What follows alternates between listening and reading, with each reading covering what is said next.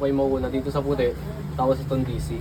Dalawa po. Pag ganun yung... Pag ganun po yun. Okay, okay. Ganun din po pag binubuksan nyo po siya. Right Ito to pong left. AC, tapos itong DC. Pag open nyo na po. Pag i-open, right to left din. Opo. Right to left din. Opo, pag i-close nyo, right Ganun to left. din, right ganun to din left. po. Opo. Tapos sir, pag once na nag-alarm siya na may error siya, explain ko rin sa inyo. Okay. Ito sir, testing tayo ng kunyari error. Yan, wait lang natin. Okay. Yan, nawala. Nagdilaw po ay nagpula po siya. Okay. May error po lalabas dito yung error code niya. Okay. Wait lang din natin sir. Tagal eh. Ayan sir, yung error code po. F35. Error F35. Ayan po yung AC sir, yung sa may grid.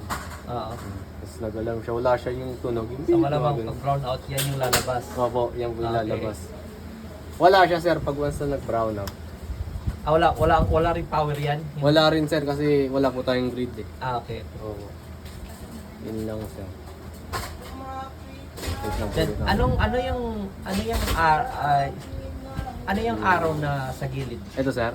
Oo. Pag ano, sa mga ano lang yan sir, sa setup, pag once na isi-setup siya. Ito sir. Wait lang natin mag-ano sir. Nagsi-self-check po eh. Eh sir, yung self-check niya, inano ko na yan, binago ko na siya, ginawa ko na siyang 1 minute. Kasi yung normal na self-check niya sir, nasa 10 minutes. Okay. Nasa 600 seconds eh. Okay. So, sinet up ko na po siya. Ganito po yung pag-setup. Ayan, punta kayo sa... Balik natin. Punta kayo dito sir.